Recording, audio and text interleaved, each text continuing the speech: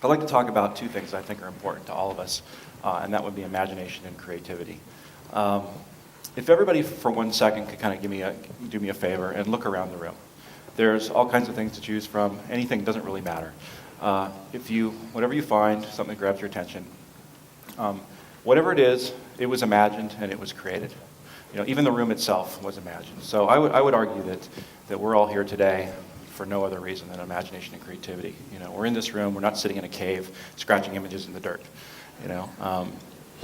So we live in a world that is changing more than ever, faster and faster, and globalization, technology. The only thing that seems to be certain about the future is that it's going to be different from the past, and I would argue that that is why imagination and creativity are going to be more important than ever. They've said that it's the best way to predict the future is to invent it, and imagination and creativity are really the key to making that happen. I would like to, where are we on the slides here? One more, okay.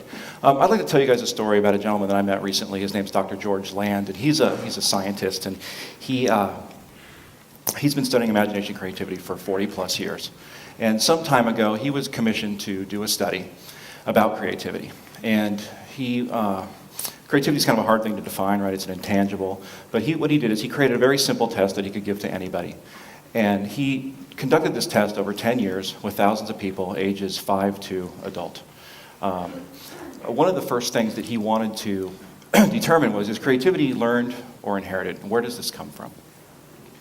And so what he did early on in the process is he gathered up 1,600 5-year-olds from all around the country and diverse backgrounds, and he gave them all this test. And I would like to ask you guys, what do you think of these 1,600 kids scored at the creative genius level? Anybody? 95%. Well, this might surprise some of you, but 98% of 5-year-olds scored at the creative genius level. Now, to answer his question about whether it's inherited or learned, they're only 5. How could they learn to be geniuses with only 5 years under their belt, right? And they certainly weren't all fathered by Albert Einstein. So something was going on here, right? And he wanted to check his data because that seemed like a bit extreme. So 5 years later, what he did is he gave the same test to exactly the same kids, see what would happen. And what happened was, at 10 years old, it went down by 2/3. Something's going on. Either the test isn't working or something. These are two extremes almost. So he's a persistent guy. He did it again 5 years later to check his data to see if maybe it was averaging or if it was trending. And when they were 15, he gave them all the same test again. And what happened was, it went down to 10%. Now at this point, it was kind of frustrating for the guy, and his funding dried up for the survey.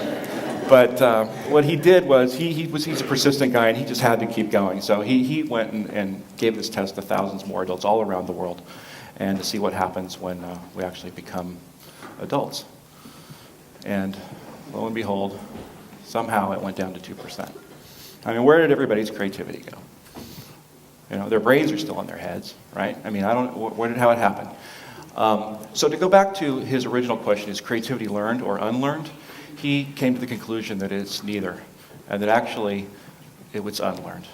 Somehow, as we grow up, what we were given when we were born seems to go away.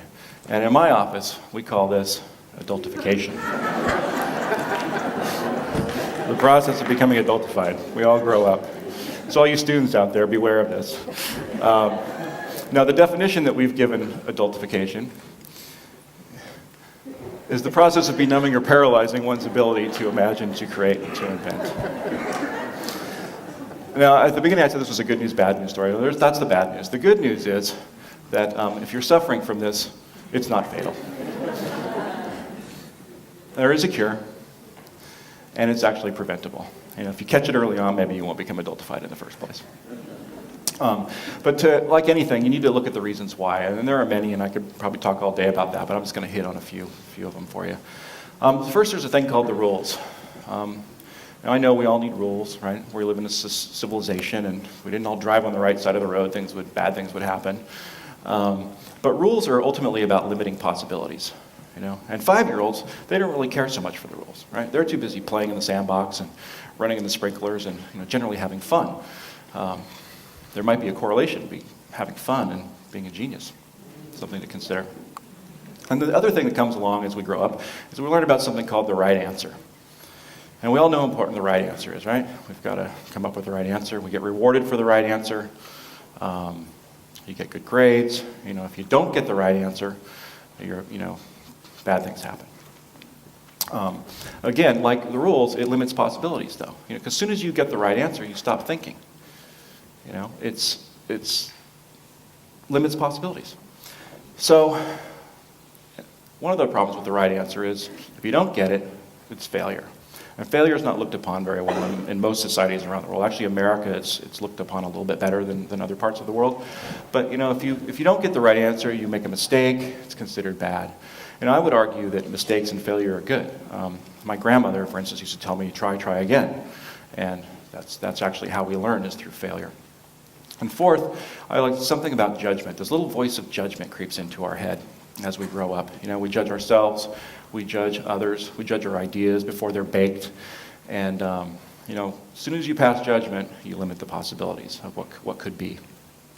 And to get back to the good news for a second, they're born creative. You can be creative at 5, 15, 55, 105. It's all there. And while it did take years to sort of beat this little creative genius out of us, you might need a little help getting it back. But it's not really all that difficult. With a different mindset and opening your mind to possibilities, there's lots that can be done. And this is why we created the Imagine It Project. We would like to do something that helps everybody get this back. You know, we would like to help people unleash their creative potential. We would like to help people imagine the world a better place and then actually get out there and engage in making that happen. You know, you imagine it first, you create it second. And we think there should be more of that given the times that we live in. When we first got started, it wasn't quite as clear to us. I mean, we've been on a little bit of a journey of discovery ourselves, and we asked, what could we do? I mean, my partners and I, we're media guys. We're not scientists. We haven't studied this for 40 years. But we believe that there's power in the media. You know, media is a great tool for the first thing that is really required to address any issue, right? And that's awareness. So we got started, and what we did is we decided to, since we're not the smartest guys on the planet, we went out and started interviewing people who are. And from that, we've created a bunch of media. And what I'd like to do is show you something that's called the Start Video. And it's something to get the conversation going. And I think it'll tell the story better than I ever could. So here we go. How powerful is imagination? Imagination is what differentiates human beings from every other animal form of life on Earth. The power of our society is in our collective imagination. I have an idea. I have an idea. I have an idea. The great hope for the future is we have this extraordinary capacity to imagine alternatives and then to act upon them. Do you think the future's gonna be what you think it's gonna be? The future is full of endless possibilities.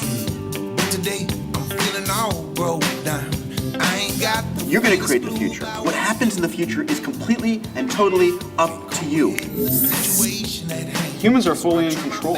It's really a matter of creating the kind of world that we want to live in. It starts with a mindset. It starts with opening your mind and exploring a possibility that nobody else ever thought was possible. The road ahead, grand challenges. If young people and educators sort of understand what some of these challenges are, they'll start to think about things in different ways. It calls for new innovative ideas and creativity. You gotta think outside the box. You gotta think of something different. If there is a box, the first thing you do is you demolish the box. We need to foster creativity, inventiveness.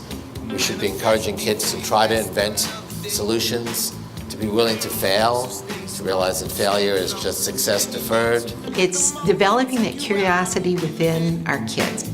We don't just learn through tests, we learn through reading and writing and drawing and singing and dancing. There's a new conversation going on.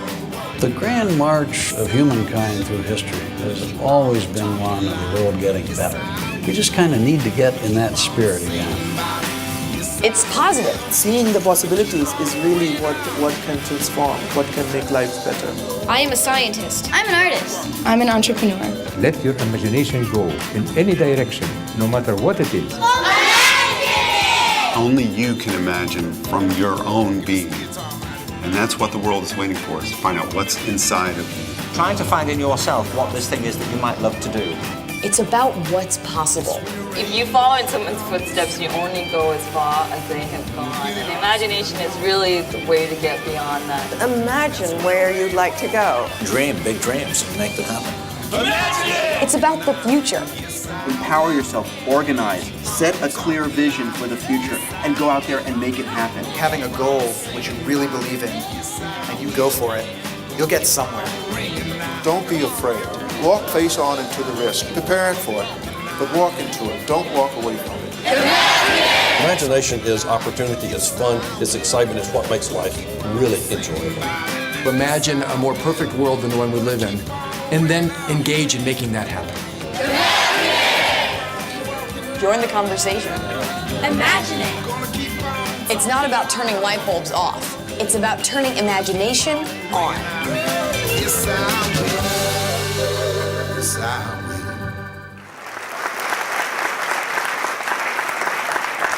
Thanks. I'm about out of time here, but I just wanted to say, we've been working with a lot of different types of media and using this library to create as many different types of learning tools as we can. And if everybody wants to kind of check out what we're doing, it's all available on the website. And in conclusion, I'd just like to encourage everybody to do 3 things when they leave here. And that's be curious, be imaginative, and be creative. The world could use it. Thanks.